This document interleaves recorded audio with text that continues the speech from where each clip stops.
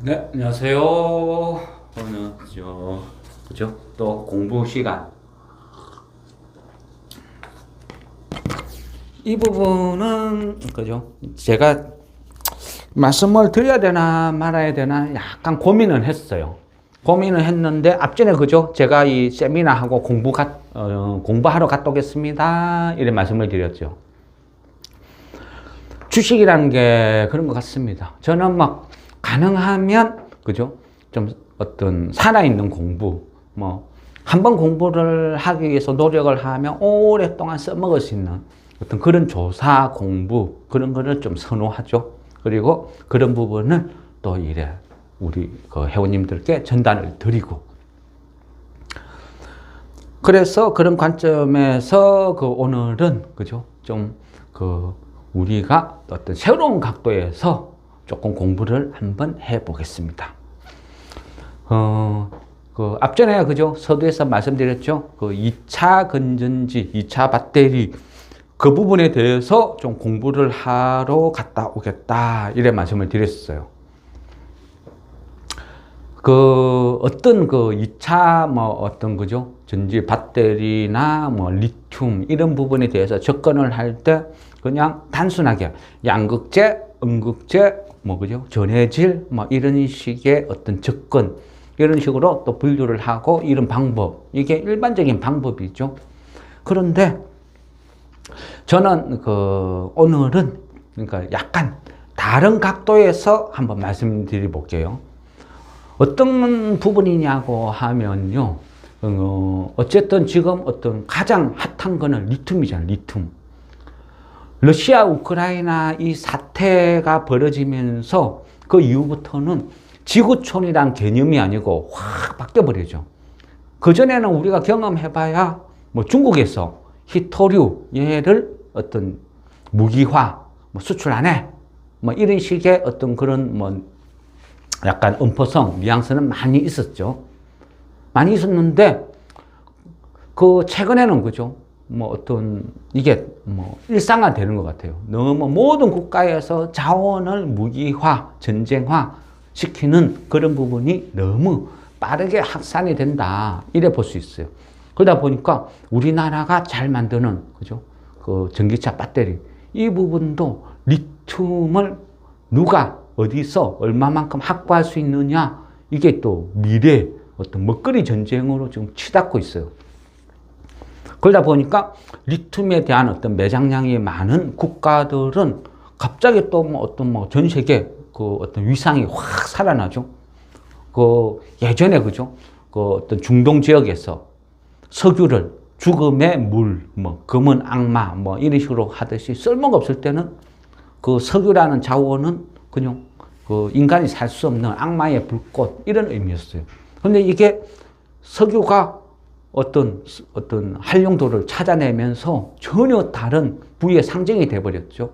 근데 지금이 리튬이 딱 그런 것 같아요. 뭐 리튬이 뭐 살기 좋은 세상을 만났다, 뭐 이래 볼 수도 있는 거예요. 그러다 보니까 그전에는 그죠? 뭐 지구상에서 몰라요. 제가 뭐 무식해서 몰랐을 수도 있죠.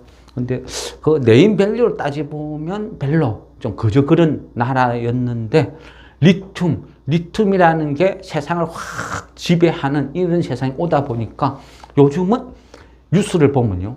칠레, 아르헨티나, 볼리비아 이런 나라가 심심하면 나와요. 자주 부각이 돼요.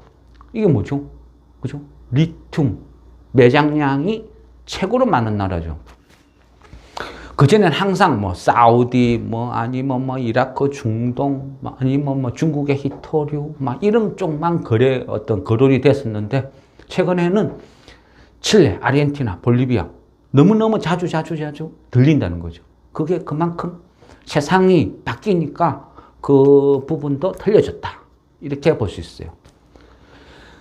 우리나라 그죠? 우리나라는 그러면 리튬이 없나요? 우리는 왜 없어요? 그죠? 이 부분이 너무 아쉽죠. 그래서 저도 그 부분이 좀 궁금했어요. 왜 우리나라는 리튬이 없을까? 만약 있다 하면 어찌 될까? 그죠? 이런 부분이 많이 어떤 궁금증을 자아내고, 그리고 제가 뭐 주식은 조금 오래 하기는 했어요. 근데 제가 그 1989년도, 90년도 그때 기억하기로 그 대한중석이라는 회사를 산 적이 있어요.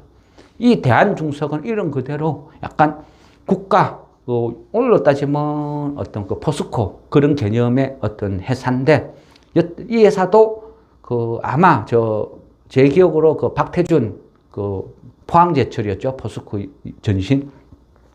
이때 해장되기 전에 대한중석 그 아마 그 군에서 예편에서 제일 처음으로 부임한 데가 대한중석으로 저는 알고 있거든요.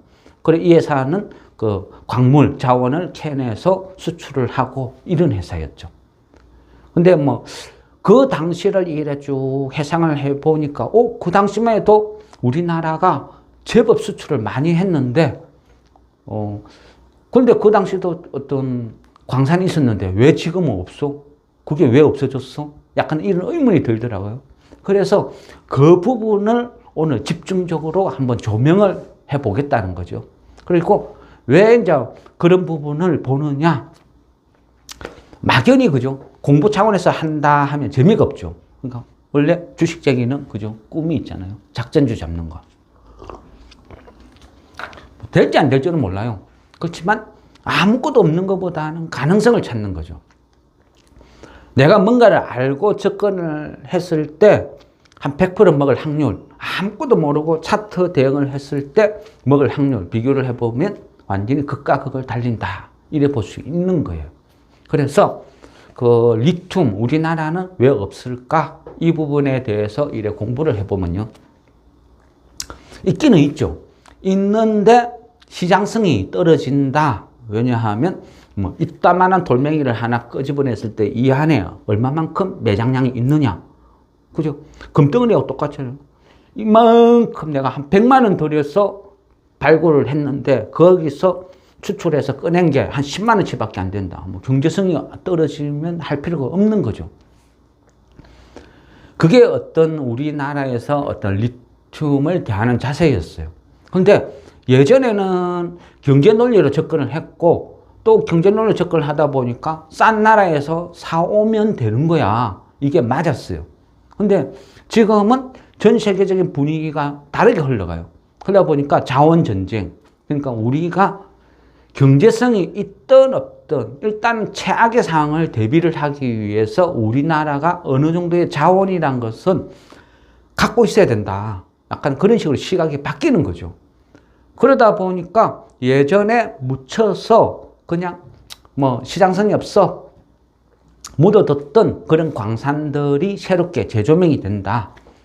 그리고 앞전에 그죠? 경동 인베스트먼트. 얘가 급등 사례를 보여줬죠. 거진 한 2만 원대에서 끝말라놨죠. 뭐 수년 동안 거기서 놀다가 어느 날 갑자기 확 급등하죠. 그것도 뭐 그 태백 그쪽에서 광산, 텅스텐 광산 어떤 개발 뭐 그런 식으로 그것도 경동 인베스트먼트 자회사가 그런 거 뭐 약간 뭐 준비 내지는 관심 요 정도다. 뭐 확정되가 아무것도 없다 해도 뭐 급등을 해버렸죠. 물론 품절주니까 그런 특성도 있었고 어쨌든 얘가 어떤 자원에 대한 어떤 급등주 사례를 한번 만들어 줬어요. 그진 한 28,000원부터 한 14만 원까지 그진 다이렉트로 찍어버렸으니까 그러니까 폭발력을 한 번은 보여줬다는 거예요. 그리고 지금은 시장은 다 죽었는데도 온통 그죠? 뭐 에코프로비엠부터 해가지고 막 전부 배터리, 음극재, 양극재, 전해질 막 돌아가면서 얘네들이 계속 주도했어요. 주도하다 보니까 이제 식상해. 왜? 너무 비싸요. 다 비싸요. 다 비싸고 심지어는 그동안 장을 주도했던 애들이 너무너무 급등을 하다 보니까 지금 최근에 외인들이 다 팔고 있죠. 외인들은 팔고 그 어떤 높은 가격에서 개인들이 그걸 다 받아주고 있어요. 전형적으로 그죠? 좀 급락 이제 끝났다. 전기차 배터리 테마는 그진 조정 분위기 이런 느낌을 계속 주고 있어요. 뭐 조정을 받든 안 받든 뭐 50% 올란 거, 100% 올란 걸 어떻게 따라잡아요? 그러니까 보고만 있어야죠. 그렇지 않으면 새로운 숨어 있는 2차 전지 관련된 새로운 어떤 종목을 발굴을 해야 되는 거죠. 그래서 오늘은 그런 종목 발굴 차원에서 우리가 접근을 하자. 이런 관점이라는 거예요. 그러면 일단은요, 뭘 해야 되느냐. 우리나라에서 이 자원이라는 것도요, 이 개발이 최근에 리튬이 폭등하니까 지금만 있었던 건 아니에요. 항상 뭔가 때가 되면 혼란이 생기면 필요하면 계속 거론되는 게 그런 부분이에요. 어렵고 힘들면 야 대비하자. 그렇지만 좋아지면 까먹어 버리고 30년 전에도 20년 전에도 10년 전에도 똑같이 거론이 됐었다. 이래 볼 수 있는 거예요. 그런데 예전에 재탕했던 게 지금 다시 또 거론되고 있을 뿐이에요. 따지고 보면 우리나라를 지리적으로 이렇게 보면요, 그 어떤 그 자원, 그러니까 예전에 히토리움, 리튬, 항상 다 비슷한 관점이죠. 근데 그런 것들이 항상 우리나라에서 있을 만한 곳을 다 거론하면 뻔해요. 왜? 나라가 일단은 우리는 너무 작아요. 작은 나라에서 굳이 여러 군데를 뒤지고 어쩌고 할 틈도 없어요. 강남 한복판을 뒤지고 있어요. 그죠? 그러니까 자원이 있는 데는 뻔하다.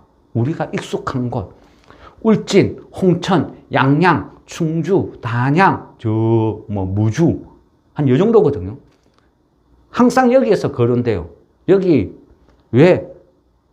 예전부터 그쪽에서 광산이 많았으니까 뭘 캐도 캤다는 거죠. 그 안에서. 그러다 보니까 광산이 많은 지역이니까 항상 거기에서 거론이 되고 있는 거예요. 그러면 그 전에 역사적으로 봐도요, 조선시대 아니면 삼국시대 이런 쪽에서 봐도 그쪽에 어떤 문헌 같은 거 이런 거를 쭉 봐도요, 어떤 힌트를 주는 그런 부분도 또 되게 많아요. 따지고 보면 도자기 같은 거, 그죠? 우리가 안성맞춤, 그죠? 안성맞춤이란 말이 나온 어떤 그런 말의 발달은 안성에서 그 국가에서 운영하는 도자기 만드는 그런 곳이 있었다는 거죠. 그러면 도자기는 뭘로 만들어요? 흙이죠, 흙. 그러면 그 도자기 만드는 흙은 그냥 일반 흙이 아니죠. 약간 고령토 이런 식으로 특수한 어떤 섬유질, 그게 함유되는 어떤 그런 부분이 많이 있어야 돼요. 흙의 성질. 따지고 보면요, 도자기 만드는 그 흙이 어떤 그런 부분이 따지고 보면 우리가 지금 이야기하는 히토류 아니면 리튬 이런 기금속, 희귀금속 이런 쪽하고 결국은 또 일맥상통해요. 따지고 보면. 그래서 예전에 어떤 우리나라가 역사적으로 가마터, 그죠? 도자기 굽는 가마터 이런 것들이 많이 있었던 지역을 보면 또 어느 정도 힌트를 얻을 수가 있어요. 이 지역에서 뭔가 나올 가능성이 있어. 그죠? 모든 금속이란 건 뭐죠? 녹는 점이죠. 녹는 점. 가열을 하면 얘가 끓는 점. 거기에 따라서 금속을 추출하는 방법이나 이런 게 틀리죠. 그러다 보면 그거를 근거로 하면 또 우리가 어떤 가마터 이런 것도 보면, 그죠? 우리가 흔히 그냥 우리는 뚫뚫마리 해가지고 도자기 이래 표현을 하죠. 그렇지만 실제는 도기, 자기 또 구분이 되거든요. 한 1300도씨 이하에서 구워서 만들어내는 이런 것을 도기, 또 한 1300에서 1500도씨 이 사이는 자기, 또 도자기에서 쓰이는 흙을 통째로 해서 도석 이래 표현을 하는데, 이 흙에는 또 여러 가지 성분이 나눠져 있어요. 그러니까 우리나라 전통 도자기만 열심히 공부를 해도 우리나라 전체 지도를 쭉 놓고 봤을 때는 어느 정도 힌트를 준다는 거예요. 와, 조선시대에 여기에 유명한 가마터가 있었구나. 그러면 이 지역에 도자기를 굽는 흙, 자원이 많이 매장되어 있었구나. 거기에서 퍼와서 이걸 만들었구나. 그렇죠? 이런 식으로 접근을 한다는 거예요. 그러다 보니까 조선시대, 삼국시대, 고서 이런 것들을 열심히 보고 또 그 지역의 지명, 일제시대 때 우리나라의 어떤 지명을 되게 많이 바꿔버렸어요. 역사 어떤 말살 정책. 그게 되게 아쉬운 부분인데 옛날에 그 어떤 고문서 이런 쪽으로 보면 특정한 지역에 그 한자 이름만 봐도 이 지역이 옛날에는 바람이 많이 불었구나, 물이 많구나 느낄 수 있다는 거죠. 그런 식으로 이제 어떤 접근 방법을 바꿔보는 거예요. 그러면 우리나라는 리튬이 그 어디에서 가장 많이 있을까 이래 쭉 보면요. 제가 이래 생각했을 때는 저 울진이나 어떤 저쪽은 그죠, 저 세라믹을 가공하는 이런 업체들이 그쪽엔 좀 많이 몰려 있어요. 그 R&2 테크놀로지 뭐 이런 회사 뭐 어떤 그런 쪽에 어떤 울진, 강릉 그쪽은 약간 세라믹 계열 이런 자원들이 많이 있고, 그리고 그쪽에서 울진에서 쭉 계곡을 따라 올라와요. 계곡을 따라 올라오면 그게 이제 부령 계곡, 부령 계곡을 따라서 오면 거기에 어떤 백암 온천 지대가 있어요.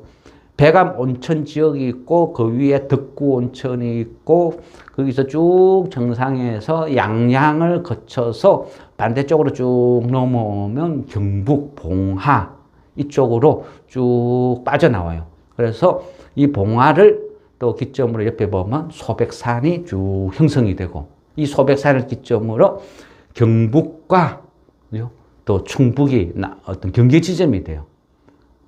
그런데 여기에서 보면요, 그 소백산 그 밑에 보면 또 풍기라 해서 풍기 온천이 있어요.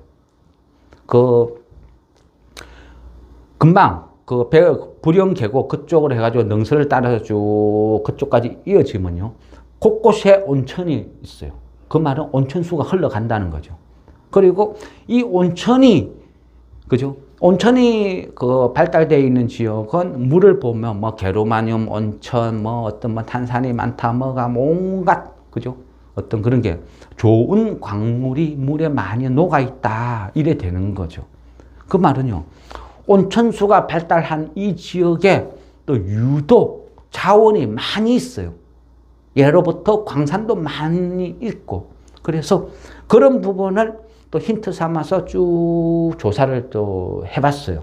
그러다 보니까 온천과 예전에 어떤 자원, 또 어떤 그 도자기, 가마터, 이런 거를 쭉 집대성해서 제가 쭉 조사를 해보니까 그 충북, 단양 이쪽 부분이요, 제일 발달됐어요. 온천도 많아요. 그리고 어떤 그 동굴 있죠, 동굴. 온달 동굴부터 해서 그 충청부, 충북 그 일대가 또 동굴이 되게 많아요. 그 일대가. 동굴이 많다는 거는 뭐죠? 그 안에 지하가, 그죠? 그냥 흙으로 꽉 채워지는 게 아니고 뭔가 어떤 자원들이 되게 많다는 거예요. 동굴이 많이 발달된 그런 지역은. 그리고 또 그 부분을 보면 돌들이 일반적이지가 않아요. 일반적이지 않고 어떤 그 가볍고, 돌들을 봐도 가볍고 잘 깨어지는 붉은색, 뭐 안 그러면 초록색 이런 빛을 띠는 돌들이 되게 많아요. 그 경북 그쪽에 보면, 그죠? 그 부석사라는 그 천년 고찰이 있어요. 그 부석사가 보면 떨붓자 돌석자 이래 돼 있거든요.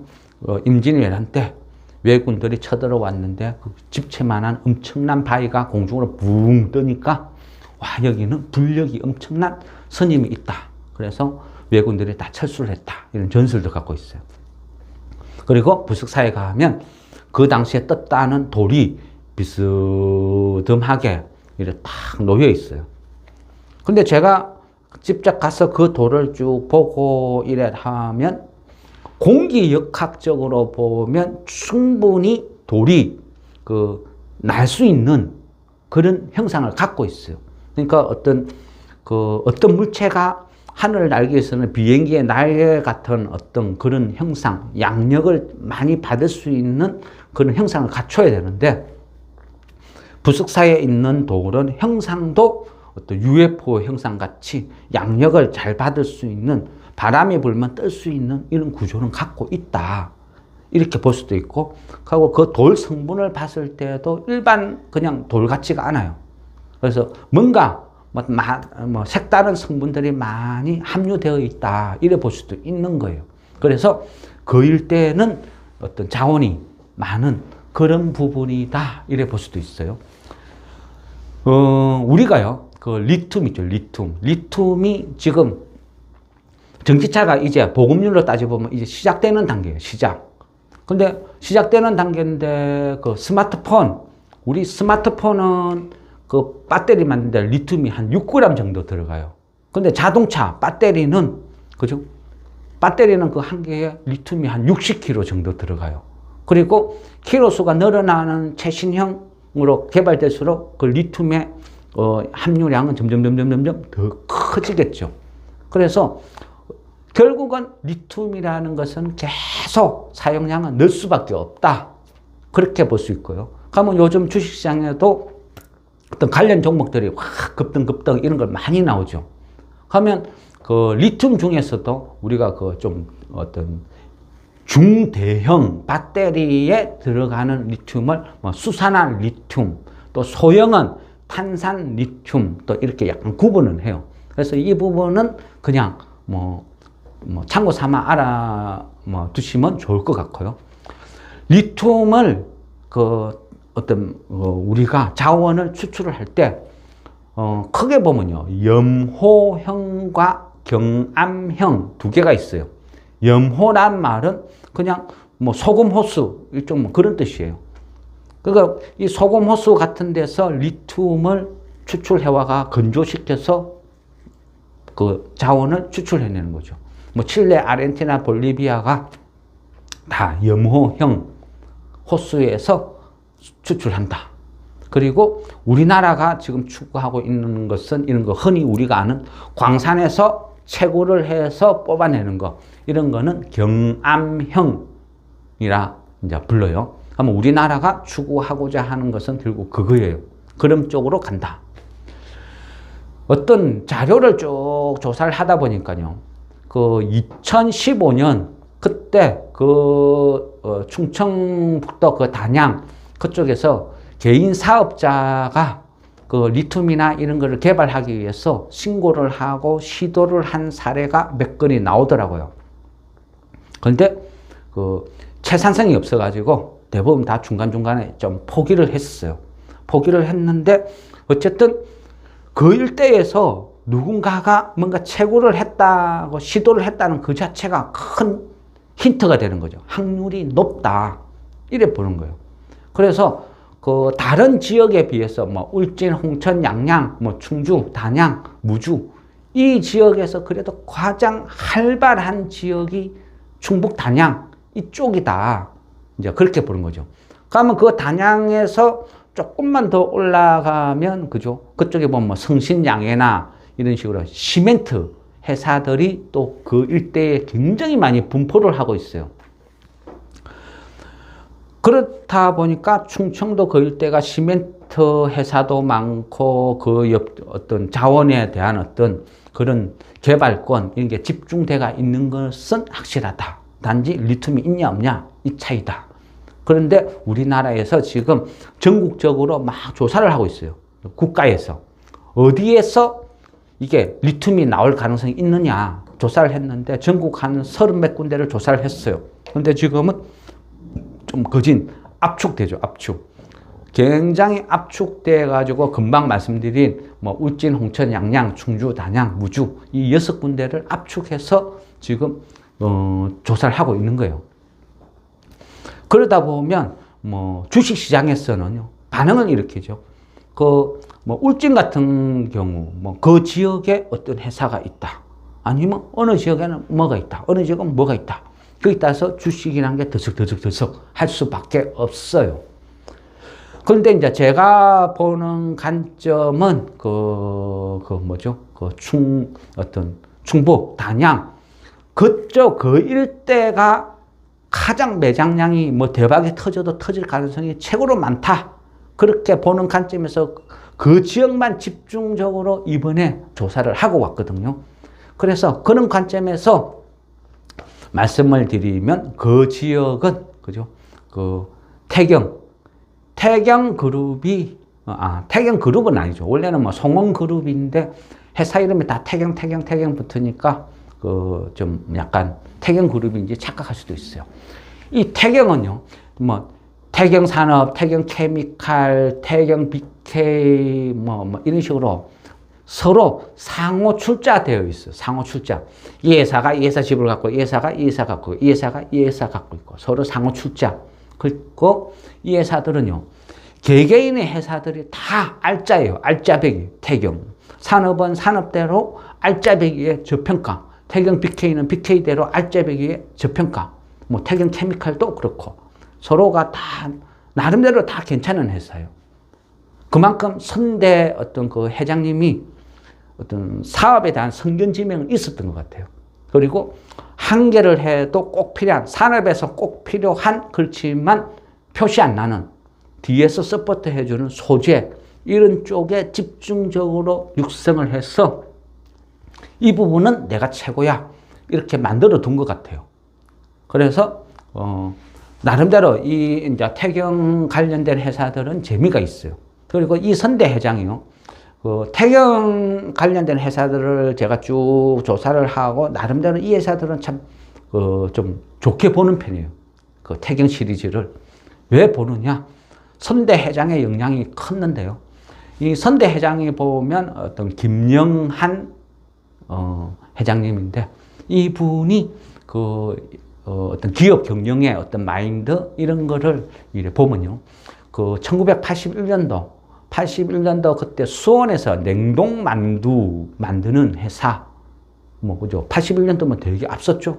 요즘은 마트 같은 데 가면 냉동만두가 좀 뭐 보편화되어 있죠. 근데 그 81년도면 거진 1세대 같아요. 거진 굉장히 빠르게 출발을 했죠.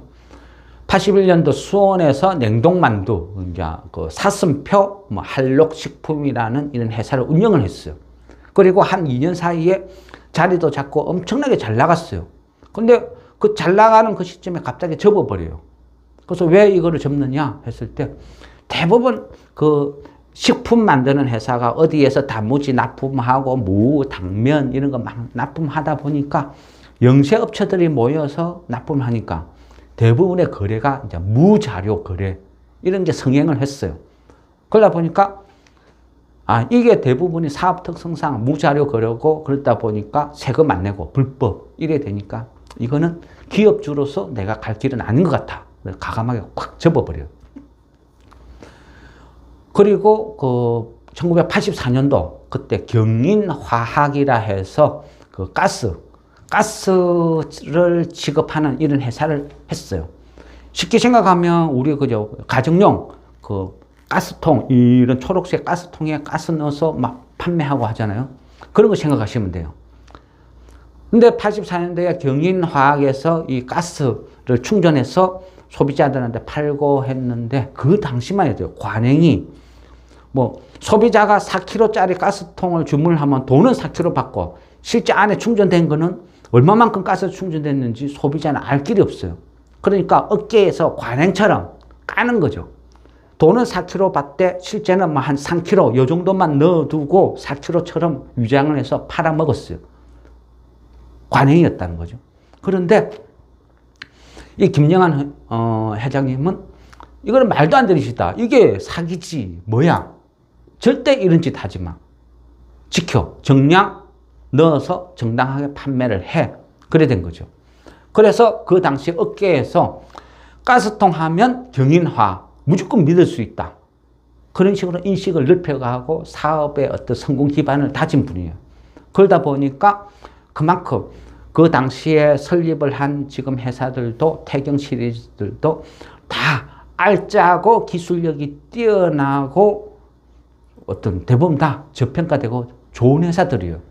그래서 저도 어떤 태경 시리즈를 대부분 좋아한다, 이렇게 말씀드릴 수 있어요. 근데 그 중에서 오늘 그 어떤 주제는 리튬이니까, 리튬에 특화된 회사가 제가 봤을 때는 태경 BK인데, 이 태경 BK가 제2의 경동 인베스트먼트가 될 확률이 좀 많아 보여요. 왜?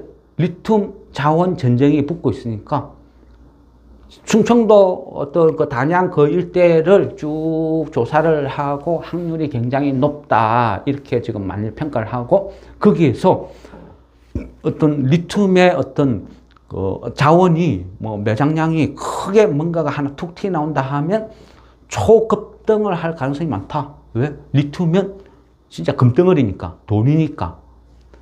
그런 맥락에서 보는 거죠. 그러면 태경 BK가 왜 가능성이 많느냐? 그러면요, 어떤 충청북도 단양 그 일대 보면요, 태경 BK는 그 이제 석회석 이런 쪽을 가공을 해서 판매를 해요. 그러다 보니까 석회석 광산을 그 전부터 많이 갖고 있어요. 갖고 있는데 저 충북 단양에 보면 그 백광광산 또 영천광산 그 두 개를 충북 단양에 있거든요. 거기에서 광산 두 개를 소유를 하고 있어요. 그리고 저 강원도 정선에는 그 화암광산, 또 평창에는 박림광산, 또 그 외에 뭐 삼육광산 이런 식으로 그 자원을 채취하고 패고 하는 이런 광산들을 태경 BK가 많이 갖고 있어요. 제가 알고 있는 한 상장 기업 중에 광산을 가장 많이 갖고 있는 회사가 태경 BK거든요. 그리고 그 충청도 그 일대에서 석회석을 수출해서 판매를 하고 이런 일을 주업으로 하는데 세상이 변한 거죠. 세상이 변했기 때문에 예전에는 어떤 광산에서 자기가 특화된 돈 되는 어떤 그쪽 부분을 했다 하면 예전에는 돈이 안 되는 게 지금은 돈이 되는 세상으로 바뀐다는 거죠. 그래서 자원에 대한 어떤 메리트, 생각이 틀려져야 된다. 그래 만일 봤을 때 리튬이 조만간에 제가 봤을 때는요, 정부에서 뭐 개발을 하든 안 하든 뭐 울진, 홍천, 양양, 충주, 단양, 무주 이쪽 부분에 우리나라 리튬 매장량, 지도 이런 것들을 뭔가를 한번 뻥 뉴스에 한번 터뜨릴 것 같아요. 왜냐하면 공무원 특징이 있잖아요. 뭐 되든 안 되든 하든 안 하든 우리가 뭔가를 하고 있다 이런 걸 보여주기식이라도 결과를 한번 나올 것 같아요. 왜냐하면 10년 전에도 나왔거든요. 20년 전에도 거론됐고, 그럼 이번에도 비슷하게 똑같이 거론이 될 거다. 그러면 결국은 금방 말씀드린 6개 지구가 또 똑같이 반복이 될 거다. 그러면 그 중에서 단양 지역의 광산을 2개를 보유하고 있고, 울진, 뭐 양양 저쪽으로 전국적으로 광산을 많이 갖고 있는 태경 BK는 어쩌면 제2의 경동 인베스트먼트가 될 가능성이 되게 많다는 거죠. 물론 그 광산이 엮이지 않아도 충분히 저평가됐고 좋은 회사예요. 그래서 뭐 나름 뭐 그걸 빼고도 투자를 해볼 수는 있는 회사인데도 불구하고 최근에 제가 어떤 리튬이나 매장량 그런 부분에서 쭉 조사를 하다 보니까 2차 배터리는 더 이상 살 게 없어요. 너무 고평가, 재미가 없어요. 그래서 엮일 만한 앞으로 급등할 만한 그런 요소를 찾다 보니까 뭐 이런 이유에서 태경 BK가 유망합니다. 그리고 태경 BK는 서로 상호 출자 지분이 삼각편대로 상호 출자대가 있으니까 태경 BK를 뭐 축으로 100만 원 있으면 태경 BK 한 60만 원, 뭐 태경 산업, 뭐 태경 케미컬 뭐 20만 원, 20만 원 이래 사주는 것도 방법이죠. 그런 식으로 어쨌든 태경 BK는 이런 메리트가 있습니다 하고 좀 알려드리는 거죠. 그렇다고 또 회사도 나쁘지도 않고 뭐 결과는 몰라요. 그죠? 뭐 엮일지 안 엮일지도 모르고 근데 안 엮여도 본전이다. 손해볼 거는 없다. 그리고 어떤 리튬, 2차 전지, 배터리 이런 종목을 접근을 할 때 뭐 막연히 음극재, 양극재, 전해질 이런 개념이 아니고 저같이 이렇게 생각하는 것도 뭐 재밌지 않냐 뭐 이런 식으로 한번 설명을 드리는 거죠. 뭐 받아들이는 사람들이 알아서 할 부분이고 어쨌든 뭐 이런 부분이 있다 뭐 이런 말씀을 드리고 또 이 종목 소개는 끝내도록 하겠습니다. 예, 마무리하겠습니다.